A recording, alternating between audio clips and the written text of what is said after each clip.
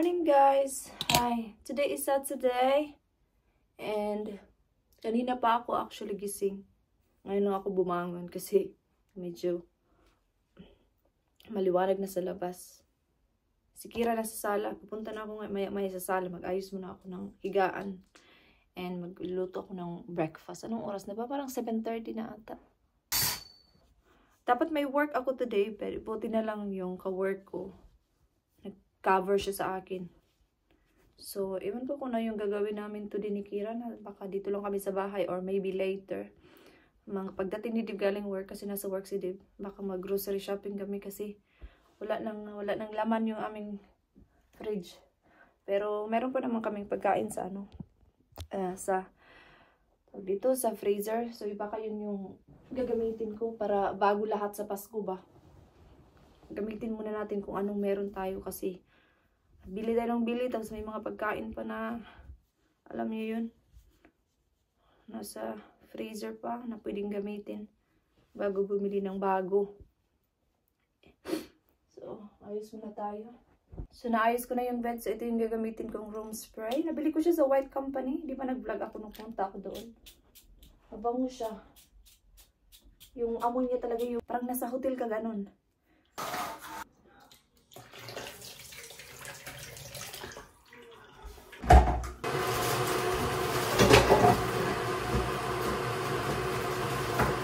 Kape muna tayo.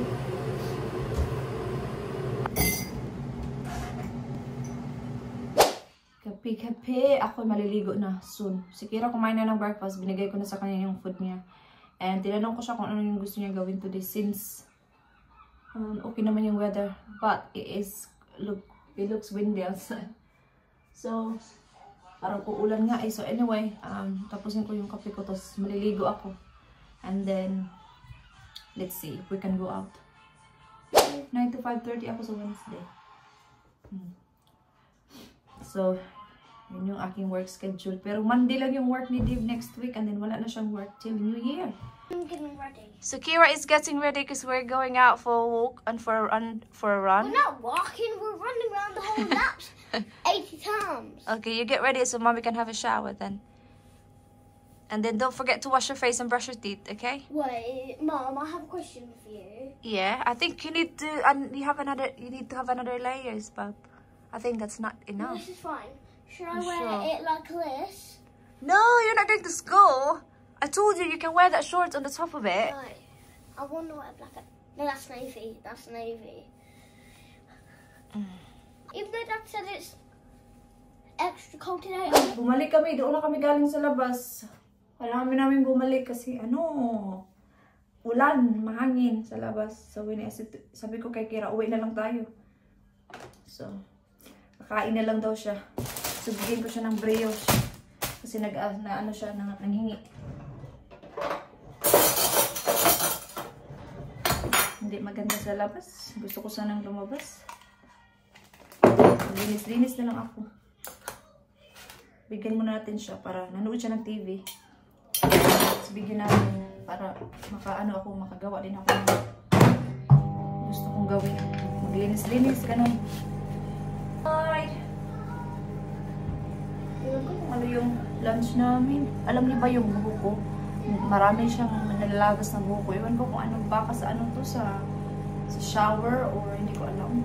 Kasi hot shower, di ba? Hindi ko alam. Basta ang dami kong mga hair fall ngayon. As in, parang lumipis yung buho ko dito. As in, parang gusto ko sana magpagupit para mawala yung para tumubo ulit siya. Pero meron namang nanubo na siya. Ibigay mo natin ito sa kanya.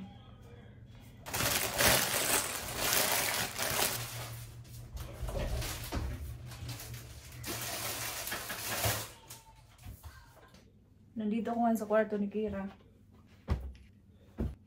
Ito is sa lula niya to. May isa kasi dalawa yung dito niya. Yung isa sa lula niya, yung isa dito. Minsan kasi pag pumupunta siya doon, tapos malamig, ginagamit niya to doon. So ibigay ko to para mayroon siyang extra. Yung LBC ko dito sa kwarto ni Kira, kunin na to bukas. Hindi kasi, kailan ba yun? Nung Sunday, hindi ako nag-expect na pupunta sila dito. So, umalis kasi kami nung Sunday, tapos may tumawag, sabi ko, sino kaya? Tumawag ng 3 times. So sabi ko, parang personal number ba? So nag-message sa akin, sabi niya LBC daw. So sabi ko, wala kami sa bahay. So sabi ko, pwede next week na lang. So tomorrow nila kukunin. Hindi ko alam kung anong oras, but anyway, nandito lang naman kami. So kailangan ko na yung ma-out before Christmas kasi yung space. Punas-punas lang ako dito sa kwarto ni Pira. While nanood siya ng TV. Hindi naman talaga ito makalat dito. Gusto ko lang talagang maglinis-linis ba para at least meron naman tayong magawa. Kasi sige lang tayong cellphone. Waste time. Sa kaka-cellphone, waste yung time, guys. So I'm using this plate. So now I'm going to check my keys, whatever it is. It's been dirty. Let's push it. I'm just making us some snacks. Orange in half. You push it? I don't believe that. Let's try it. It better work. I'm colorless. So I got this. It was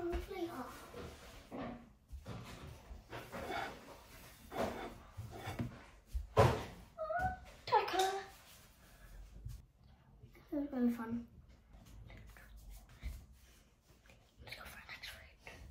I'm too short too. Oh my god, it's too high. I just made a great pack. Yeah, just leave it there because we need some shopping later on tomorrow. Please move because I want to grapes now. I'm making this up.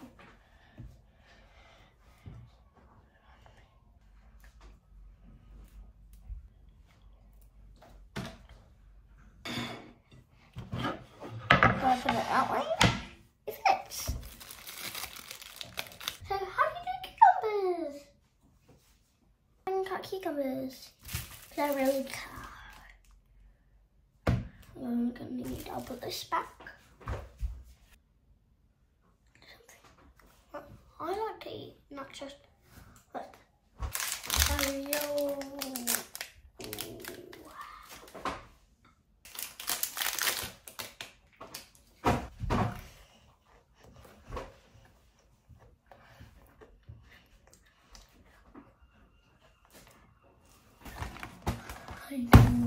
Nakita niya ba sa inyo yung ginawa niya? Mag-snack na daw kami. Mag-color-color daw kami. So, hinayaan ko lang siyang gumawa ng snacks. Pinabiyaan ko lang siya nag-cut ng ano kasi hindi naman yun yung kutsilyo talaga yung ginamit niya na sharp talaga. Wala ng grapes. Inubos niya. It's so yummy. By myself. I made it by myself. Yeah. I'll taste the popcorn. It's salted popcorn. Yeah. When it's salted. Oh, cucumber. You eat cucumber? Yay! Finally, you let me eat cucumbers. Can you get a whole packet of popcorn? Sarap na popcorn? Of course.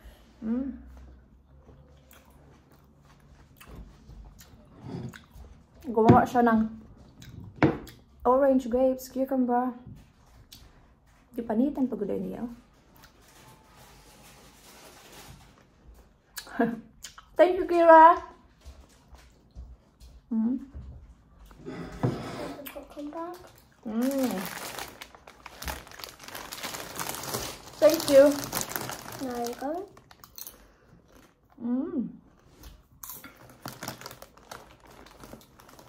Why is it wet? Probably because of that. The cucumber.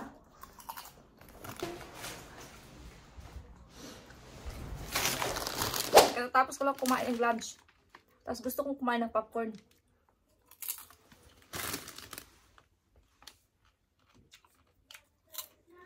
Si Kira, nandun sa kwarto namin, nagkanta-kanta. Kumain na din yun ng lunch. So, ayusin ko muna itong mga cabinet niya. Kasi, yung drawer niya kasi, nag-mix-mix na lahat. Inayos ko to nung nagpintura ako ng kwarto niya. So, ayusin ko na naman ulit kasi nag-mix-mix na naman siya lahat. editing for a second. Yes, I'll stop it. What do you want? Can you listen to me sing? Yeah? Rinig, diba? Si Kira yan.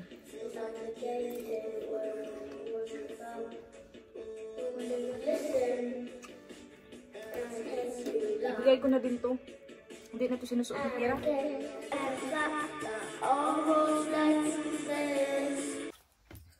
Daddy will be here soon, Bob. Mum, listen, if you know the song, sing along. Yeah. Sing along. If you know the song. I will. And if you do not know it, do not sing along. Yeah. Naubos na itong popcorn. I want popcorn. Yeah. Mm.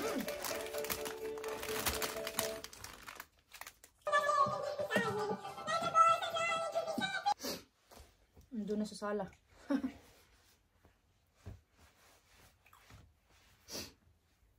Buti lang talaga, hindi ako bumibili ng maraming damit lately kay Kira kasi yung iba hindi niya na nagagamit talaga. Kasi iba talaga pag nag-school na no kasi naka-uniform naman. Hindi na masyadong nagagamit yung mga damit.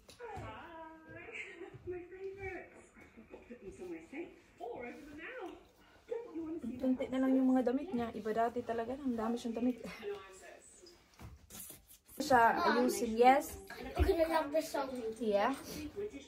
Ano ko lang ba siya parang magkasya lang. Love this. Yeah. You're gonna love. Ito, hindi ko na to eh. Ito ba ibalik kasi ibigay ko na yan. Ano to? Stage. Uniform niya pala to sa ano? Sa kanyang dance. Buti na lang, tingnan ko.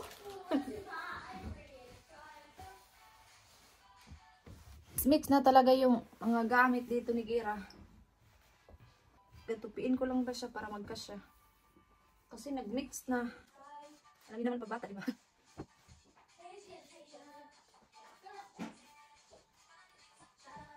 Kunti na lang yung damit ni Kira pero hindi pa talaga nasusuot lahat.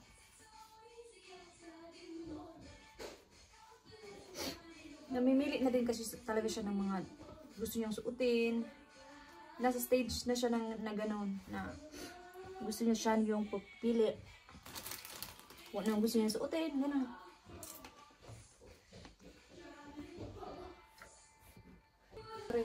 Pero ba't kailangan ko pumunta ng shop? Kasi meron akong tingnan. Parang gusto kong mag-rice. Ewan ko, tingnan ko, pupunta ako maya pag nandito na si Dave. On the way na daw siya. So, punta ako maya-maya. Si Kira, nagkanta-kanta yan kahapon. Nagkanta-kanta na naman. Favorite niya talaga yung kanta. Kanta, sayaw, yan. Kasi yan yung lesson niya, diba? Pero kahit walang lesson, ganyan na talaga yan siya. Gusto niya yung mga nagkanta-kanta.